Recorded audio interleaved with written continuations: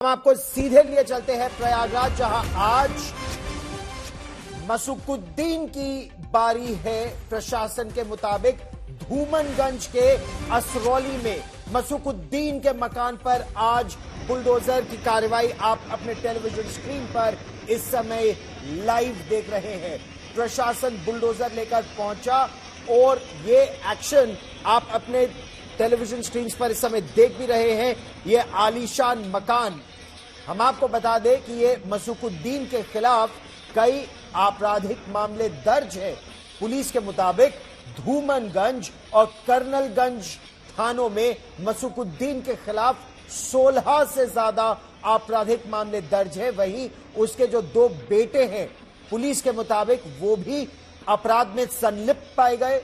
दोनों के खिलाफ प्रयागराज के अलग अलग थानों में मुकदमे दर्ज है। मसुकुद्दीन के भतीजे असलूब पर 10 अन्य मुकदमे दर्ज है। ये उत्तर प्रदेश पुलिस से जानकारी मिल पाई है। आप ये तस्वीरें देख रहे हैं, प्रयागराज विकास प्राधिकरण के ये बुलडोजर है जो धूमनगंज और कर्नलगंज इलाके में एक बाकायदा फेहरिस्त बनी है और उस सूची के आधार पर कार्रवाई 3 दिनों से लगातार चल रही है।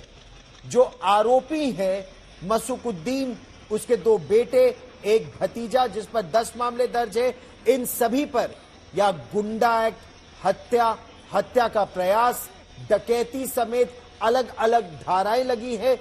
2 बेटों और भतीजों को मिलाकर अगर मसुकुद्दीन के परिवार की बात की जाए तो 40 से ज्यादा मुकदमे इन पर दर्ज है। और हम आपको सीधे लिए चलते हैं प्रयागराज, जहां मेरे सहयोगी संतोष शर्मा हमारे साथ ज्यादा जानकारी के साथ जुड़ रहे हैं। संतोष, जिस घर पर कार्रवाई की ये तस्वीरें आज तक के दर्शक देख रहे हैं, इस शख्स के बारे में और उसके इतिहास के बारे में क्या पता चल पाया है? देखिए गौरव जी, ये जो तस्वीरें हैं ये सीधे हम दिखा रहे हैं। ये जो तस्वीर, जो मकान जिसको जमींदोज किया जा रहा है, जिस पर एक साथ चारों तरफ से करीब 4 बुलडोजर लगा करके जिसको जमींदोज किया जा रहा है, पुकलेन मशीन चलाई जा रही है। और इसको जमींदोज जो मकान है, ये बताया जा रहा है कि मसुकुद्दीन, जिनके 2 बेटे मसुकुद्दीन के ऊपर, उनके भतीजे, कुल मिलाकर के 40 मुकदमे दर्ज हैं। यह मकान मसुकुद्दीन की बहू के नाम पर दर्ज है। यह उनकी बहू और उनके जो बेटे हैं, बताया जा रहा है कि एक जो बेटा है वो टीचर भी बताया जा रहा है, उनकी पत्नी के नाम पर दर्ज है। लेकिन पुलिस के सूत्रों के अनुसार कि ये इन्वेस्टमेंट था मसुकुद्दीन का, जो अपराध से अर्जित संपत्ति बताई जा रही थी। वहीं दूसरी तरफ 40 से अधिक मुकदमे दर्ज हैं। अतीक अहमद का बेहद करीबी बताया जा रहा है मसुकुद्दीन को। पूरा मुफ्ती थाना है प्रयागराज का, वहां का हिस्ट्री शीटर है मसुकुद्दीन। और ये जो मकान है, इस मकान को लेकर के एक बात सामने आई कि बगल में एयरफोर्स स्टेशन है। एयरफोर्स स्टेशन की जमीन को कब्जा करके इस मकान को बनाए जाने की बात आई। हालांकि परिवार वालों का कहना है कि ये उनकी पुश्तैनी जमीन है, जिसको मसुकुद्दीन ने अपनी बहू को दान में दे दिया। और ये दान का जो एग्रीमेंट है, रजिस्टर्ड है, वो उस रजिस्टर्ड एग्रीमेंट के बाद उसके बाद इस मकान को लोन लेने के बाद बनाया है।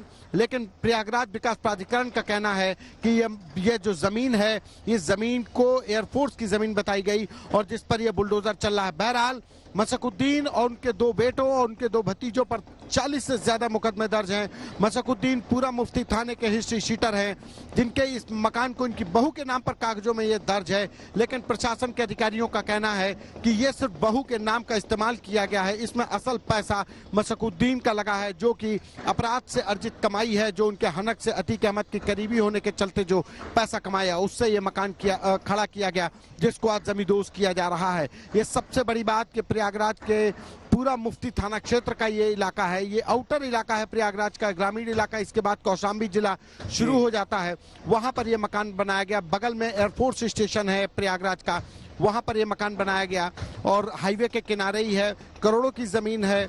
ये करीब 500 गज में, ये स्क्वायर 500 गज में बना हुआ ये मकान है और जिसकी कीमत यहाँ पर 3 से 4 करोड़ से कम नहीं आंकी जा रही है।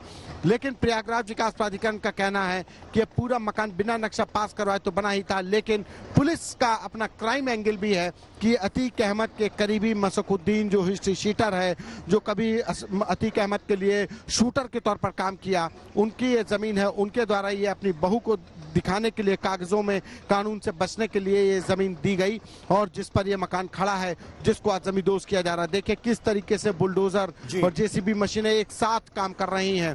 देखिए अच्छा, आप ये बता रहे हैं कि इसमें कई बुलडोजर एक साथ लगे हैं, पूरे मकान को गिराया जा रहा है। जी, इस समय हमारे दर्शक ये 3 अलग अलग तस्वीरें भी देख रहे हैं। लगातार पिछले 3 दिनों से प्रयागराज विकास प्राधिकरण की कार्रवाई चल भी रही है, लेकिन अगर मसूकुद्दीन की बात की जाए या उनके बेटों की या उनके भतीजे की, जिन पर आप बता रहे हैं कि 40 से ज्यादा मामले दर्ज है, क्या उमेशपाल हत्याकांड में भी मसूकुद्दीन या परिवार की कोई भूमिका रही है या ये कार्रवाई अलग से चल रही है क्योंकि प्रशासन के मुताबिक ये गैर कानूनी मकान है?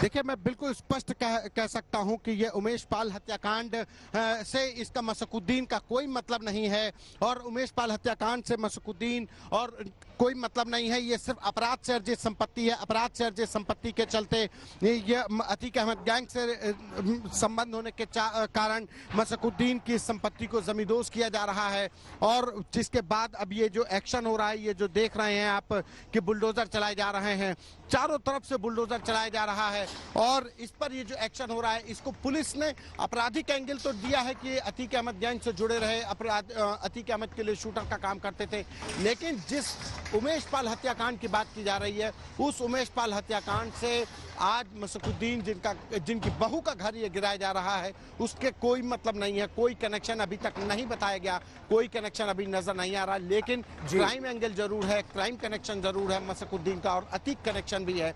अतीक के गैंग से जुड़े रहे हैं, अतीक के बेहद करीबी रहे हैं। अधिकारियों का कहना है कि वो तो अतीक के लिए शूटर का काम करते रहे और यही वजह है कि मसूकुद्दीन, उनको दोनों बेटे और भतीजों पर कुल 40 मुकदमे दर्ज